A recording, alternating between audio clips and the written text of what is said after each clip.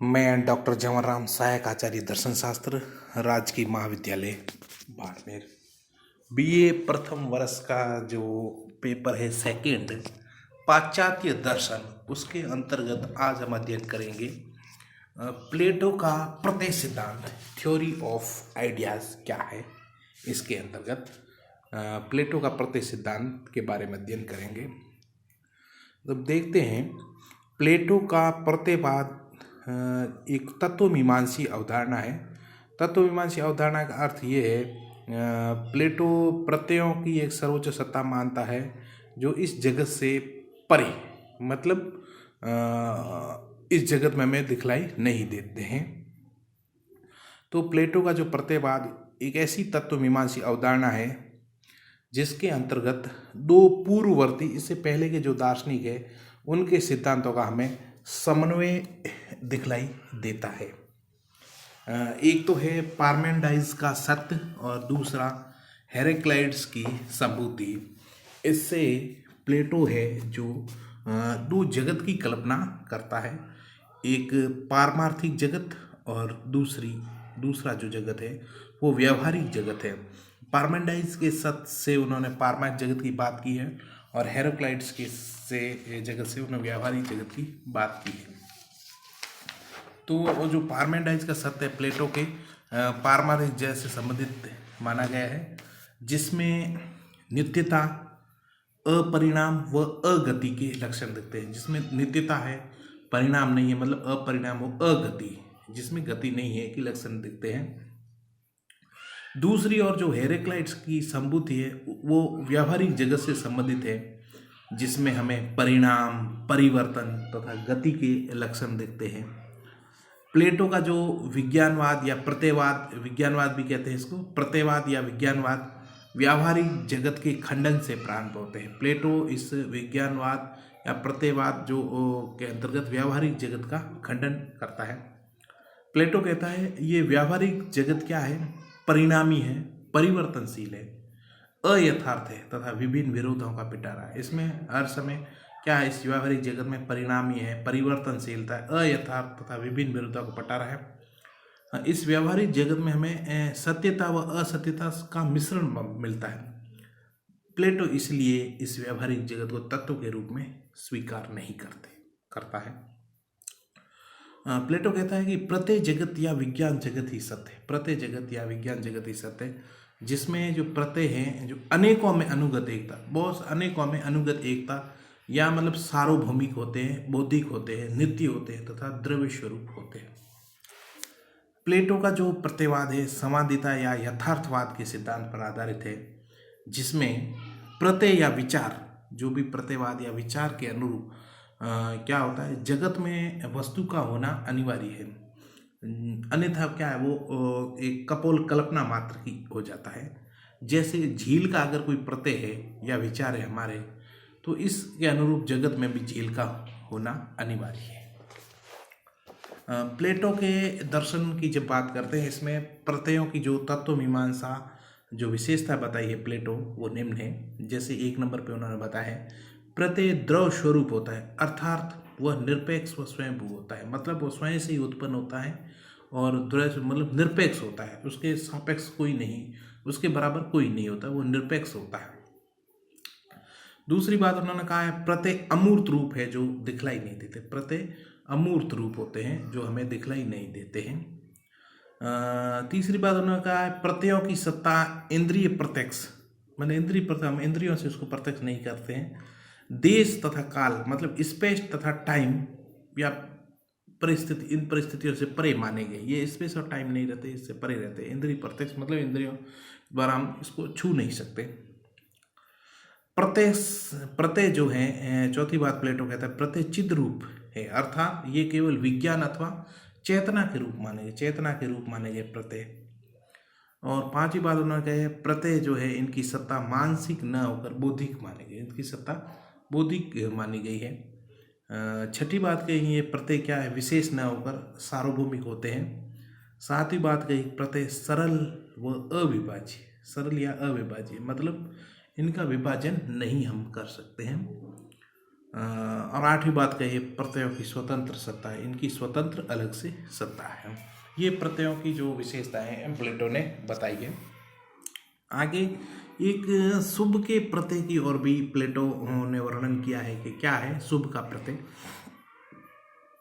प्लेटो कहता है प्रत्ययों की जो अनुक्रमिक विकासात्मक व्यवस्था है, इस व्यवस्था में जो सर्वोच्च नियामक प्रत्यय है, जो प्रत्ययों की जो अनुक्रमिक विकासात्मक व्यवस्था है, इसमें जो सर्वोच्च नियामक प्रत्यय है, जिसकी और अन्य सभी जितने भी प्रत्यय अग्रसर होते रहते हैं, वो शुभ का प्रत्यय कहलाता है। इसका मतलब क्या है? शुभ एक सर्वोच्च नियामक प्रत्यय है।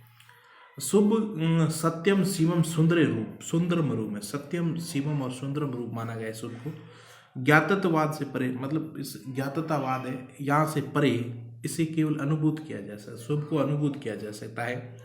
प्लेटो के दर्शन में ईश्वर से भी अधिक महत्व शुभ के प्रत्यय को दिया गया है, मतलब ईश्वर से भी अधिक महत्व शुभ के प्रत्यय को दिया गया है। आगे बात करते हैं।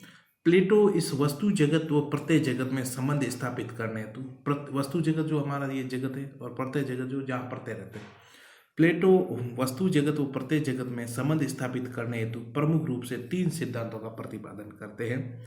पहला है अंशभागितावाद या सहभागितावाद, दूसरा है प्रतिबिंबवाद और तीसरा है अभिव्यक्तिवाद।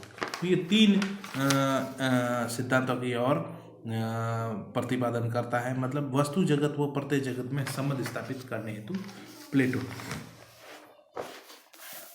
अंश भागितावाद या सहभागितावाद, इसके अनुसार जो वस्तु जगत है ना, ये हमारा वस्तु जगत, ये प्रत्यय जगत में भाग लेता है, या वस्तु जगत प्रत्यय जगत का ही अंश है, या वस्तु जगत क्या है? प्रत्यय जगत का ही अंश है। अगर हम उक्त सिद्धांत को मानते हैं तो क्या होता है? प्रत्यय क्या बहुल व विभाज्य हो जाते हैं। ये विभाजन हो जाता है जब वस्तु जगत प्रत्यय जगत में भाग लेता है, या वस्तु जगत प्रत्यय जगत का, तो क्या होगा? प्रत्यय बहुल या विभाज्य हो जाते हैं और उनकी जो विशेषता है वो समाप्त हो जाती है, तथा प्रत्यय क्या माने जाते हैं? अयथार्थ संदिग्ध भी माने जाते हैं। यही कारण है कि जो प्लेटो है अंश भागितावाद को स्वीकार नहीं करता है। दूसरा है जो सिद्धांत है वो है प्रतिबिंबवाद। प्रतिबिंबवाद क्या कहता है? इस सिद्धांत के अनुसार प्रत्यय या विज्ञान जगत तो बिंब स्वरूप होता है, मतलब बिंब स्वरूप होता है, तथा जो वस्तुएं होती है ये इनका प्रतिबिंब रूप होती है। बिंब का तो अस्तित्व पाया जाता है, बिंब है इसका तो अस्तित्व पाया जाता है, किंतु प्रतिबिंब का कोई अस्तित्व नहीं रहता है। प्लेटो के दर्शन में उक्त सिद्धांत को भी हम लागू नहीं कर सकते हैं, क्योंकि प्लेटो के दर्शन में वस्तु जगत का भी अस्तित्व है और यह मृग मरीचिका के समान असत नहीं है, क्योंकि इसके अंदर वस्तु जगत का भी अस्तित्व माना गया है। तीसरी हम बात करते हैं अभिव्यक्तिवाद की। अभिव्यक्तिवाद प्लेटो के दर्शन में हम देखते हैं अभिव्यक्तिवाद की भी अवधारणा दिखलाई देती है, जिसके अनुसार क्या है? वस्तु जगत प्रत्यय जगत की वास्तविक, जो वस्तु जगत है ये प्रत्यय जगत की वास्तविक अभिव्यक्ति क्या है? वस्तु जगत, वस्तु जगत ही प्रत्यय जगत की वास्तविक अभिव्यक्ति है, किंतु उनमें आदर्श और यथार्थ तथा यथार्थ का भेद बना रहता है। हम देखते हैं वस्तुएं प्रत्यय के समान तो हो सकती है, वस्तुएं क्या है? प्रत्यय के समान तो हो सकती है, किंतु प्रत्यय कभी भी नहीं बन सकती है। अतः प्रत्यय जो है वस्तुनिष्ठ स्वतंत्र तात्विक इकाइयों के रूप में निरपेक्ष सत्ता माने जाते हैं।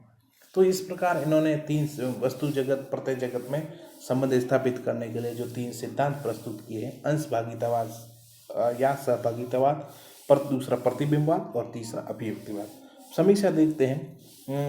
हम देखते हैं कि जो प्लेटो का जो प्रतिवाद है वो पाश्चात्य दर्शन में अपना बहुत ही विशिष्ट स्थान रखता है। भौतिकतावाद के स्थान पर जो आध्यात्मवाद की स्थापना प्लेटो के विज्ञानवाद या प्रत्ययवाद की ही देन है। जो इन्होंने भौतिकतावाद के स्थान पर जो आध्यात्मिकवाद की स्थापना की है वो प्लेटो के विज्ञानवाद या प्रत्ययवाद की ही देन है, किंतु दार्शनिक जो अरस्तु है इस प्लेटो के जो विज्ञानवाद या प्रत्ययवाद को अस्वीकार करता है, क्योंकि अरस्तु कहता है 1 नंबर पे, प्रत्यय तो अमूर्त और अगतिशील।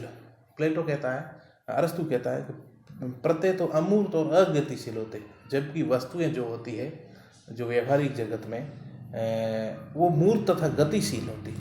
फिर किस प्रकार जो अमूर्त से मूर्त की व्याख्या संभव है। दूसरी बात, प्लेटो के दर्शन में जो तृतीय मनुष्य मूलक दोष है, प्लेटो के दर्शन, अरस्तु कहता है प्लेटो के जो दर्शन में तृतीय मनुष्य मूलक दोष भी है, जिसमें हम प्रत्यय अथवा वस्तुओं के मध्य, प्रत्यय है तथा वस्तुओं के मध्य समानता को दर्शाने हेतु ही तीसरे तत्व की आवश्यकता होती है। जैसे राम है, राम मनुष्य भी है, और जो मनुष्यत्व है वो प्रत्यय है।